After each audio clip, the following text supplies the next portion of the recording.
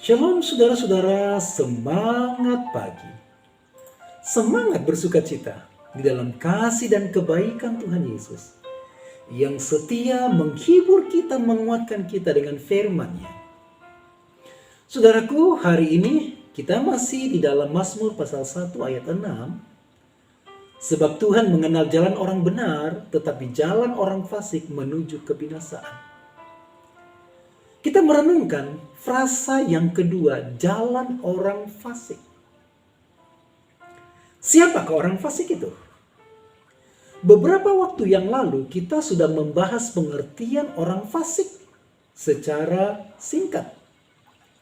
Dan mari kita membahas kembali lebih detail lagi maksud dari orang fasik ini.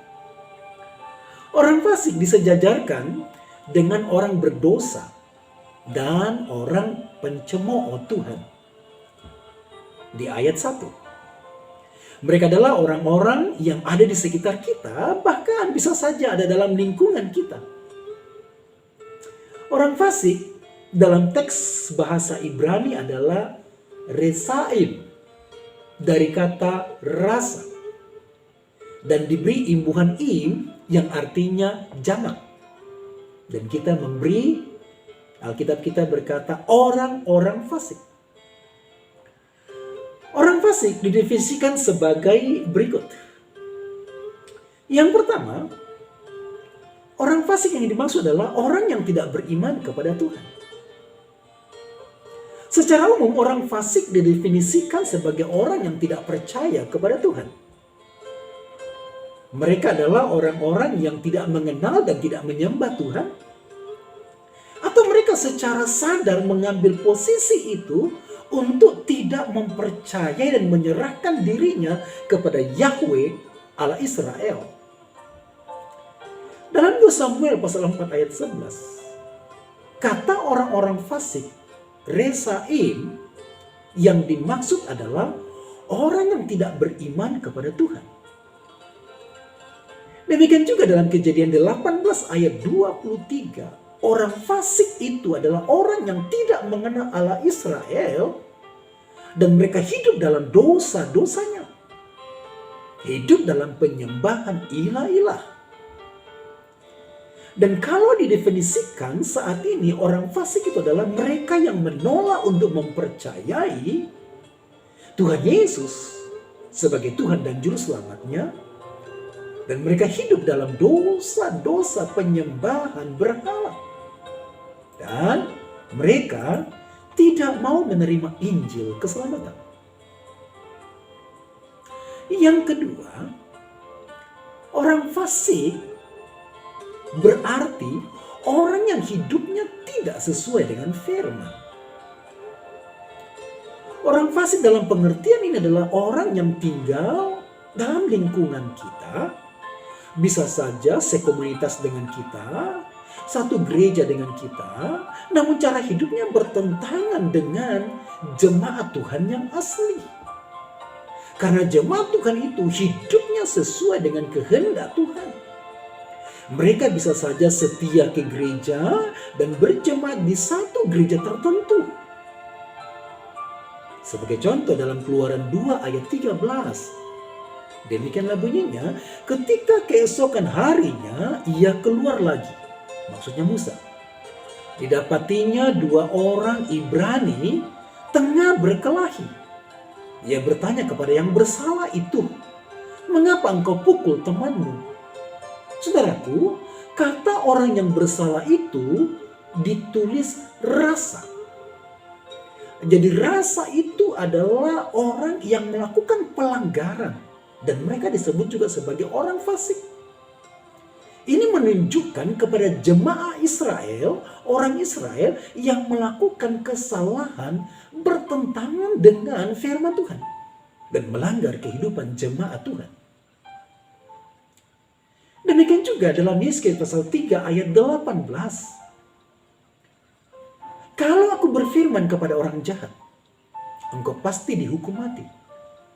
Dan engkau tidak memperingatkan dia atau tidak berkata apa-apa untuk memperingatkan orang jahat itu dari hidupnya yang jahat, supaya ia tetap hidup, orang jahat itu akan mati dalam kesalahannya. Kata orang jahat itu adalah rasa. Orang jahat tersebut adalah orang Israel, namun mereka hidup dalam dosa, menentang Tuhan, dan cara hidupnya berbeda dengan kehendak Tuhan, berbeda dengan jemaah Israel. Dalam ayat 17, "Hai anak Tuhan, aku telah menetapkan engkau menjadi penjaga kaum Israel." Jadi Tuhan memperingatkan kepada Yehezkiel untuk menolong orang-orang Israel yang berbuat jahat. Mereka jemaah Israel tapi mereka berdosa. Jadi kejahatan yang dimaksud di sini bukanlah kategori yang kita kadang-kadang berkata itu dosa besar. Tetapi jahat ini adalah mereka menentang Tuhan, menentang firman Tuhan, dan mereka tidak melakukan firman Tuhan. Itu adalah jahat. Dalam konteks dekat, orang fasik yang dimaksud adalah orang yang hidupnya bertentangan dengan firman, sekalipun mereka kelompok orang Israel. Dan bahkan, orang yang dekat dengan Raja Daud. Namun mereka berlaku jahat dan menentang Daud dan pemerintahannya yang sudah ditetapkan oleh Tuhan. Dan menarik saudara-saudara, Mazmur dimulai dengan pembukaan pasal 1, pasal 2. Membahas tentang pasal 1, kebahagiaan orang benar. Dan bagaimana nasib orang fasik. Pasal 2 itu tentang Mesias. Dan pasal 3 ini membuktikan dari pasal 1. Dan juga pasal 2.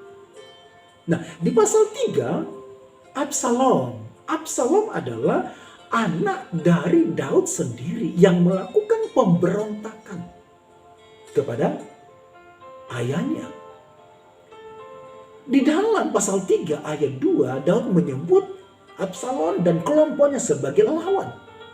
Dan di ayat 8, Daud menyebut mereka juga Absalom sebagai orang fasik. Perhatikan saudara. Dia adalah anak Daud, bahkan kelompok dari Israel yang melakukan pemberontakan, menentang Tuhan dengan cara menentang firman Tuhan. Dan mereka orang fasik. Jadi bisa saja orang-orang yang di gereja yang berbuat dosa adalah orang fasik, saudaraku. Karena itu saudara, kita harus menjaga hati kita agar kita jangan menjadi orang fasik. Dalam hal hidup berbuat jahat. Hidup tidak mengandalkan Tuhan. Hidup dalam dosa. Hidup tidak sesuai dengan firman Tuhan. Hidup seperti orang-orang duniawi.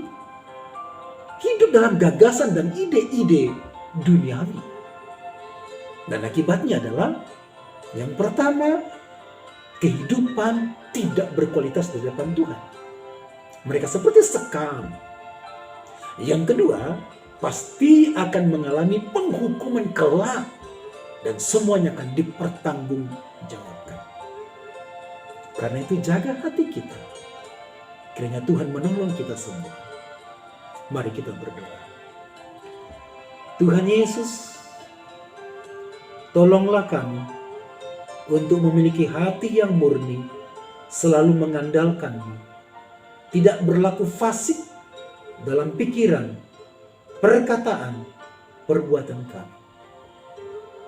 Tolong kami supaya hati kami sungguh-sungguh mempercayai-Mu dalam hidup kami. Supaya Tuhan menemukan kami indah di mata-Mu. Berkati kami sepanjang hari ini. Berkati hidup kami Tuhan. Berkatilah pelayanan kami. Dalam nama Tuhan Yesus. Haleluya. Amin. Saudaraku, saya Pendeta Johan Siluan berdoa bagi saudara-saudara sebagai gembala. Kiranya Tuhan memberkati saudara. Selamat menjadi orang benar. Selamat hidup dalam firman Tuhan.